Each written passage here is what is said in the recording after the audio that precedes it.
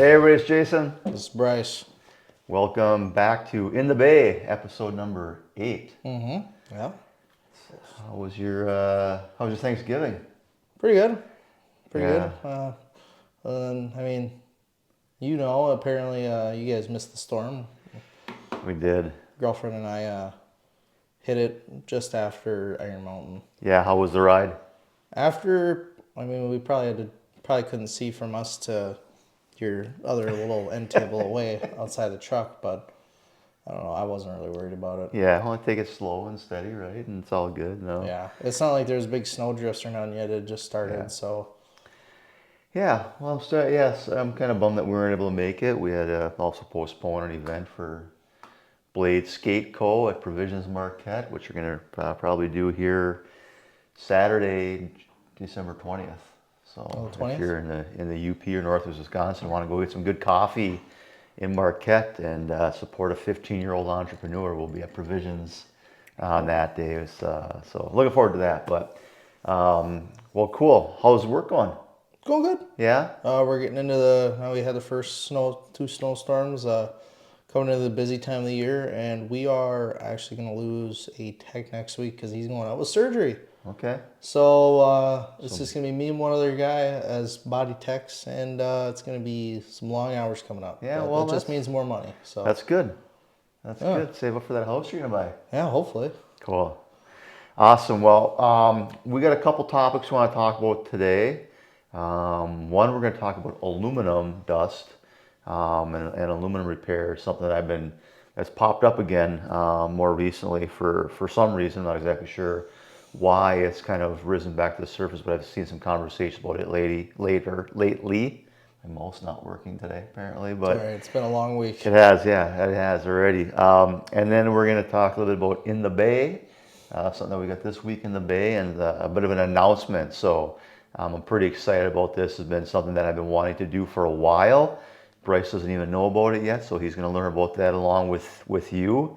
And it's something that I've been focused on. I'm excited, so we're going to have to stick around till the end for that one, though. It's a little teaser there. So the first thing I want to talk about tonight is aluminum, specifically aluminum dust and cross-contamination and some of the things that are out there around it, and curtains in shops and things of that nature. Again, I don't know why it's come up again recently, but I've been seeing some social media posts and some conversations. I overheard a conversation at SEMA about it as well.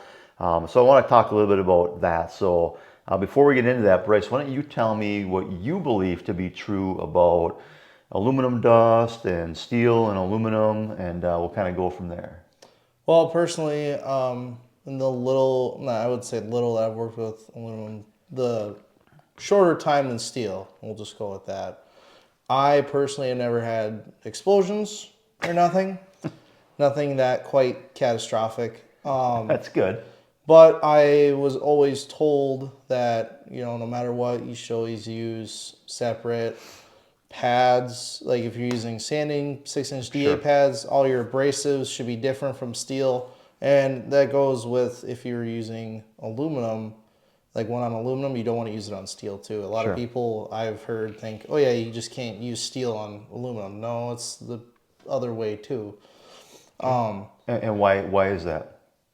Because of galvanic corrosion. Galvanic corrosion, sacrificial. Because corrosion, aluminum technically doesn't rust. It oxidizes, but it will look like rust bubbles underneath paint and body filler. Okay. Have you heard anything about having like 2 DAs and 2 hammers and 2 whatever else as well? Not just the abrasives, but also the tools themselves. Have you heard that at all? I have heard that a little bit, not nearly as much as the papers, just because a lot of techs don't want to buy 2 $300 DAs and 2 $600, $600 to $800 sets of hammers. So a lot of people, me especially, I just make sure that my surfaces are very clean. Sometimes I'll put tape, a little bit of masking tape over the hammer if I'm going to use bare steel on bare aluminum. Sure. I'll use masking tape to kind of help prevent that. Okay. Well, cool. So you got a little bit. So you've heard some of the stuff that's going on, which is good. And that's what people have been talking about. I'm just here to tell you tonight, don't believe the hype. So we're going to talk a little bit about certainly the cross-contamination, but also the explosive dust that's created with aluminum. So which one do you want to dive into first? Let's do the exciting one. Let's talk about explosive Let's dust. talk about explosive dust. Okay, Yeah. so first of all, absolutely, aluminum dust will explode in the right concentration, airborne, flammable source, etc., ignition source, etc. It's not the only thing that'll explode. There are a lot of things that will explode. So, for example, let's tune in here to Gary's birthday party. But this guy's name is Gary here. Your mom or grandma, I'm guessing maybe mom, but it's hard to tell Down here. in Missouri. She's got some powdered sugar on this cake here, and celebrating his birthday, and a little bit of a problem there. So again, we've got in this particular case the powdered sugar, which was airborne, fine dust, and an ignition source. So absolutely, we're going to have an explosion of sorts. Hopefully he wasn't hurt at his birthday party. But so yeah, it will absolutely explode, as will coffee creamer and other other dust, other fine particles. A lot of things that are, again, if they're suspended in the air, if they're fine enough, if there's enough of them, and if there's an ignition source, there will be an explosion. So one of the originators from an automotive standpoint that kind of scared everybody quite a bit was back in 2014. There was a wheel polishing plant in China. I believe it was a General Motors wheel rim polishing plant, where 146 workers were killed during an explosion. The culprit was, according to this article, none other than combustible dust, in this case, highly explosive aluminum dust. The factory manufactures and finishes rims for GM vehicles, which created huge amounts of airborne aluminum dust. Workers complained of the dust being so thick it would clog their air masks and get into their mouths, often finishing their shifts covered head to toe in black dust. So that seems like a really, really dense concentration. It's a very, very absurd amount. It's an isolated incident. Took place in China, where the working conditions obviously weren't probably the best. And again, you're talking about having all these employees polishing these wheels and all this dust floating in the air, and then again an ignition source, and kaboom. So this happened in 2014. The F-150 came out in around 2015, or 2015 model year. Aluminum. So it came out in 2014. So what is the 2015 model year? I would take a step back. Everything that we're talking about today is going to be super. So if you're part of an OEM repair network that requires you to have curtains, that requires you to have separate tools, all bets are off. This is for the masses that aren't part of an OEM aluminum network. This is a more practical approach to aluminum repair for those shops that aren't in that area. So I want to preface that by saying that. So anyways, 2014, this explosion happens. 2015, F-150 comes out. Again, we've already got the Audi Repair Network with their aluminum. Jaguar Land Rover's got some aluminum vehicles at that time. So aluminum vehicles are gaining in popularity, on the uprise. The advanced high-strength steels, they've now caught wind, essentially that aluminum is making this heading up, So the steel manufacturers are combating it with new steels, and so there's a lot of stuff happening at this time. So we're at SEMA that year, and everybody and their brothers got aluminum curtains now because the F-150 is coming out, most popular vehicle in North America. So everyone's freaking out about, like, we got to get ready for aluminum repairs, which, again, I understand because, again, it is a popular vehicle. And so a contact that we worked with, Mr. Richmond from the Aluminum Association, he happens to be walking by. And after walking around SEMA for a while, and he comes up to me and he's like, "Well, what is with all these curtains that are being sold for aluminum containment?"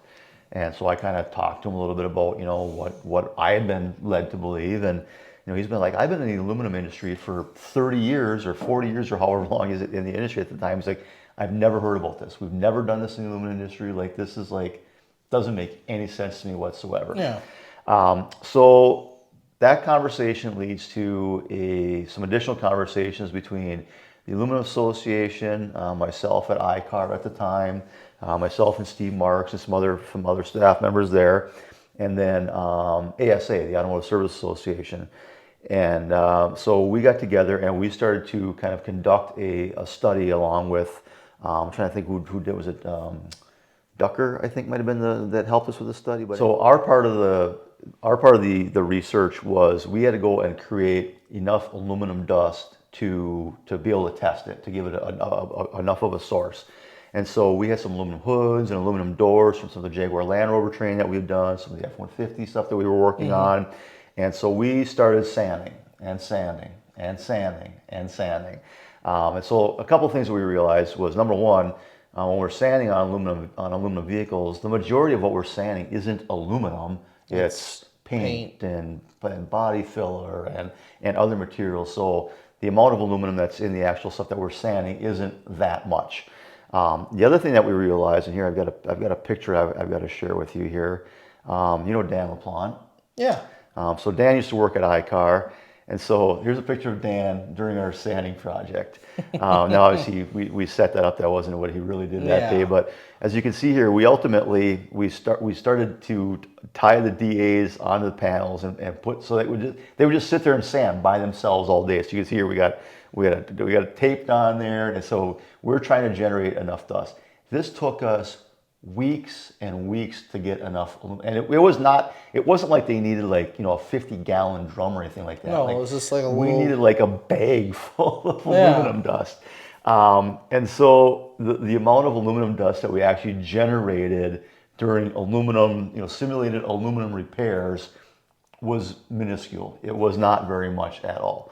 Again, now I also want to kind of preface and say, like, absolutely use good hygiene, be diligent, be safe, use safe practices, but you don't need to like overthink this. I want to go through a couple of things in this research paper that the Aluminum Association published. I'm going to make this available in Back Bay. For those of you that aren't in Back Bay, you can just look for the Aluminum Association aluminum dust in automotive collision repair document. It's a pretty short white paper summary, but I want to point out a couple of things that are in here. So the first part is that body panel repair activities generate dust that, due to their constituency, size range, and very small generation quantity, do not typically represent a combustibility hazard.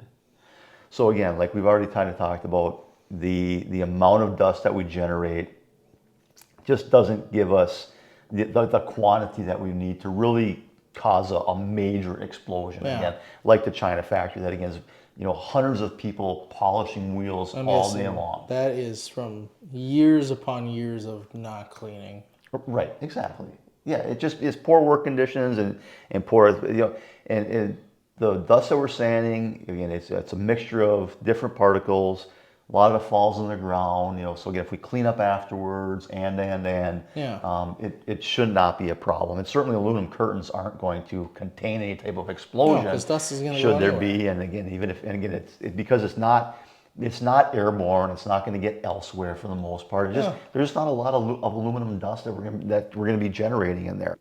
Okay. Testing of steel and aluminum dust generated from automobile collision repair activities has confirmed that both present a combustibility hazard. Makes sense. Yeah. That must be managed. Makes sense. However, with both dust, over 30 hours of grinding sanding was required to collect enough dust even for testing purposes. Like I said, it was, we tried to generate just like, Dan would be back there sand for a while, and then Dan Schwartz would be back there sanding for a while. I go back there and sand for a while, and Steve would sand for a while, and like eventually like, this is not working, right? This is not getting us what we need to do. So that's when we set up the kind of our own little automated sanding system back there. Combustibility management practices. So again, these are some of the practices that we want to observe, but again, like, let's not panic. Let's not freak out about this. Avoid the accumulation of aluminum dust in work areas and collection devices. So again, when we're done working, let's clean up our area. I think that's a good practice, whether it's steel, aluminum, plastic, trim and hardware, whatever it is. We want to make sure that we're cleaning up our areas. Formation of dust clouds must be avoided, and therefore compressed air cleanup is not recommended. That's a good practice, right? Like we don't want to be blowing dust and getting in the air, especially if there is an ignition source around. We don't want to be getting that dust, those dust particles into the air. Yes. So the Aluminum Association does say the use of dust collection devices made for combustible dust environments is recommended. Do not mix dust from steel and aluminum. That will, there's a thermite explosion potential or thermite event that could happen potentially. Again, could be unlikely, but again, just practice, good hygiene, use safe practices. Here's the thermite management practices. Preferentially, aluminum dust and iron rusty dust should be handled separately and or managed in separate collection systems. That's kind of where the end. So it's just a 2-page article or white paper in here, but some good information about it from an aluminum dust standpoint. So again, be smart, be safe, use good practices and good hygiene in the shop, but don't believe the hype. It's just been overstated, and kind of what you're talking about snowstorms earlier. Like kind of, we've got one local news station around here that names their winter storm warning, which is ridiculous, especially from someone like yourself from the UP, where you actually get real snow. Used to like a foot at a time minimum. Putting a name to Snowstorm Bob, I think gives it scares people because they give it, like they name it like after a hurricane, right? Like hurricanes cost billions of dollars every year, and people lose their lives, and a snowfall is like an inconvenience. Well, I kind of liken the same thing here. It's like I think that this whole aluminum dust explosion thing has been way overhyped and way over worried about. But so again, be smart, good practices, but don't overdo it. So, all right. Let's talk about the second part of it, the galvanic corrosion part of it, okay? So a couple things. Dissimilar metals in the presence of air and moisture will absolutely give you galvanic corrosion. There will be a corrosion issue when you do have dissimilar metals together along with moisture and air. Yeah. But when we're doing collision repairs, we are hopefully cleaning the panels. We are putting top coats over the top of it. We are putting base coat on there. We're putting clear coat on there. So we're putting a moisture barrier. We're putting an air barrier on there, and we're cleaning it so that we don't have, steel and aluminum, working together.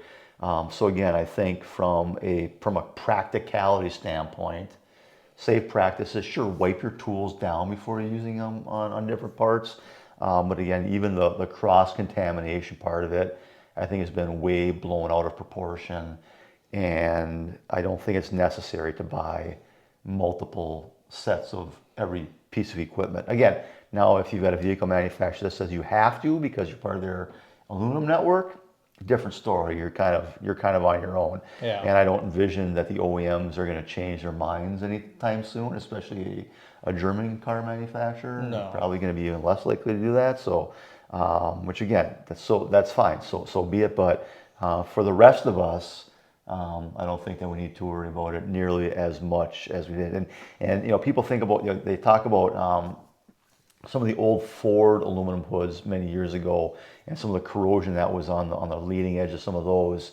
Yeah, that was a filiform corrosion. Really didn't have necessarily anything to do with dissimilar metals as much as some other contamination that was under there that was causing that. There's a belief by some that it was something at the factory that was in the dipping in the vat that had caused some of that.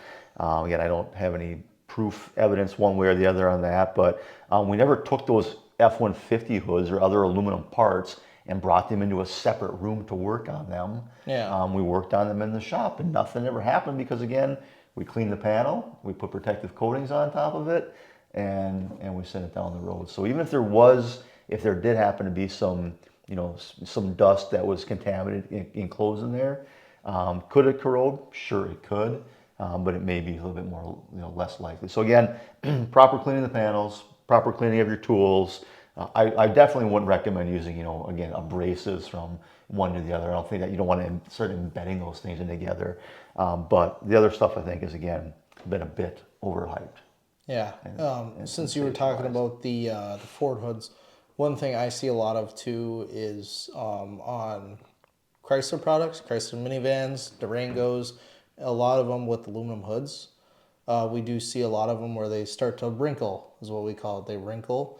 And just from what I've learned from aluminum, I think it could be a thing from the factory with the time from where it's sanded and ready to be painted to the time it actually is painted, because aluminum has a very small time frame from where from where you can put like filler Always on like top of when it. the oxide starts When the forming immediately, oxidization starts happening it's again, immediate yeah. to some level, right? So yeah, So I think that could be an issue, because if it's a lot, say like in Kentucky or down in wherever they build the GM or the Chrysler products, like say okay, they have make the hoods down in Louisiana or something. It's hot and it's humid, so it's gonna oxidize way faster than if you did it here in little old Wisconsin. So I have a feeling that that's one of the main issues, like because you don't see it on every minivan, sure, you don't see it on every Durango. yeah. So if somebody actually went through and like, took the time to figure that out, I'm sure you could figure out where the Yeah. Yeah, corrosion is happening. it could But be any number of different things. I I mean, know I there's a think back ton to of different the variables, old but GM paint delamination problems they had on a lot of their vehicles back in the day. So it could be a paint problem, could be a prep problem, could be any number of things. So, but you're saying from the factory, not from the yeah, not on the no, repair side of things. no, yeah, I'm Yeah, saying from the factory, because when I was at my last shop, we would get a lot of used vehicles in, and those used vehicles sometimes, if there was a minivan, it would have a, wrinkle on the hood, and you would see it, onto the front. Obviously, that's going to drive down the resale value, so they would take the little extra time and money, have us repaint, seam seal the hood, make sure there's no corrosion issues, and then send it give it out a to the new hood. lot. Yeah, Okay, pretty much. all right, cool. Um, Sorry for my little spiel, but it's quite all right. Hey, I was unaware of that. I hadn't heard that. I hadn't seen that. So now I got more research I got to do to learn a little bit more about that, because inquiring minds want to know. Inquiring minds want to know. My mouth's just not working very well tonight. So I'll look through my notes here quick on the for the aluminum stuff. Make sure I didn't miss anything. Um, Yeah, I said good hygiene, be clean, be smart, but don't don't overthink it. believe the hype. Don't Yeah. don't don't believe the hype. I don't know what that's from. I'm old and you're I not. say you're probably So aging yourself there. that's Public Enemy. No idea. Oh my God. I thought you were raised right. I've heard of, I thought I was a better uncle. I just heard, like, when you say you're public enemy number one, I always thought it was just like you're a nuisance to society, Well, pretty much. that's true.